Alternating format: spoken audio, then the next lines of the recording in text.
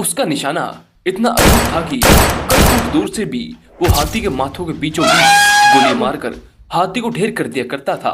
Police वालों से तो उसकी शायद जानी दुश्मनी थी। वह पुलिस वालों को मारकर उनके सर से फुटबॉल खेला करता था और वह इतना खूंखार था कि अपने पकड़े जाने के डर से उसने अपनी दूध पीती बच्ची को अपने ही हाथों से मौत की नींद सुला दिया था। वह कोई छोटा मोटा गुंडा नहीं बल्कि एक माफिया था।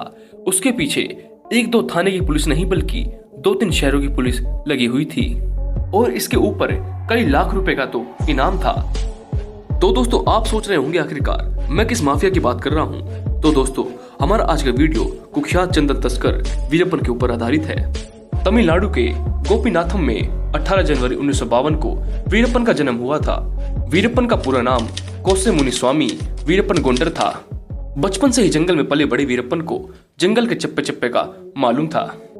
वीरप्पन ने 17 साल की कम उम्र से ही जंगलों में हाथियों को मारकर उनके दांतों को बेचने का काम शुरू कर दिया था। धीरे धीरे वो इस काम में आगे बढ़ता चला गया। जंगलों में ही उसने अपना अड्डा बना लिया था। बेहद छोटी कम उम्र में ही उसने जंगलों में अपना गैंग तैयार कर लिया था। इनका काम था जंगलों से हाथी के दांतों और चंदनी लकड़ी की तस्करी करना। जंगल में इसके गैंग ने 2000 से ज्यादा हाथियों को मार दिया था और उनके दांत महंगी कीमतों पर बेच दिए थे। वीरप्पन लगातार हाथी के दांतों और चंदन की तस्करी कर रहा था और पुलिस उसके पीछे पड़ी हुई थी। इसका गैंग इतना मजबूत हो चुका था कि जंगल के चप्पे चप्पे में इसके लोग मौजूद रहते थे और पुलिस के आने से पहले ही इसको इस बात की जानकारी मिल जाया करती थी। 1987 में वीरप्पन ने एक फॉरेस्ट ऑफिसर को किडनैप कर लिया था। इसके बाद तमिलनाडु पुलिस ने वीरप्पन के खिलाफ सख्त रवैया शुरू कर दिया था। उस दौरान वहाँ के एक मशहूर पुलिस ऑफिसर गोपाल कृष्ण के पास उस इलाके की जिम्मेदारी थी। गोपाल कृष्ण काफी मशहूर कोप थे और उन्हें रैम्बो के नाम से जाना जाता था। वीरप्पन ने रैम्बो की तस्वीर पर भद्दी गालियां लिखकर चैलेंज किया था।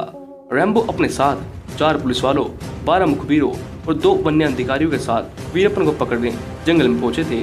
जंगल में वीरप्पन को यह बात पता चल चुकी थी और उसने वहां पर लैंडमाइन बिछा दिए थे। इस ब्लास्ट में रैम्बो समेत सभी 21 लोग मारे गए थे। इस हत्याकांड के बाद तो वीरप्पन मोस्ट वांटेड बन चुका था। वीरप्पन को पकड़ने के लिए कई ऑपरेशन शुरू किए गए। पैसा पानी की तरह बहाया गया, लेकिन वीरप्पन का कहर था कि खत्म ही नहीं हो रहा था। वीरप्पन के जंगलों से जुड़े कई किस्से इतने खौफनाक है कि उन्हें सुनकर आज भी लोगों के रोंगटे खड़े हो जाते हैं। इस खूंखार डाकू ने एक वन्य अधिकारी को आत्मसमर्पण करने के लिए अपनी जान में फंसाया और फिर उसका कत्ल कर दिया था। इसके बाद इसने उस फॉरेस्ट ऑफिसर के सिर को धड़ से अलग कर दिया था और ऑफिसर की खोपड़ी के साथ फुटबॉल खेलने लगा था। वीरप्पन का एक और भयानक किस्सा है। कहते एक बार पुलिस की टीम इसको गिरफ्तार करने के लिए इसके काफी करीब पहुंच चुकी थी। उस वक्त ये अपनी 2 महीने की बेटी के साथ था। उसकी बेटी अचानक रोने लगी।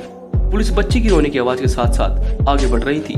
तभी इसने बच्ची का गला दबा दिया ताकि उसकी रोने की आवाज कहीं उसकी गिरफ्तारी की वजह न बन जाए।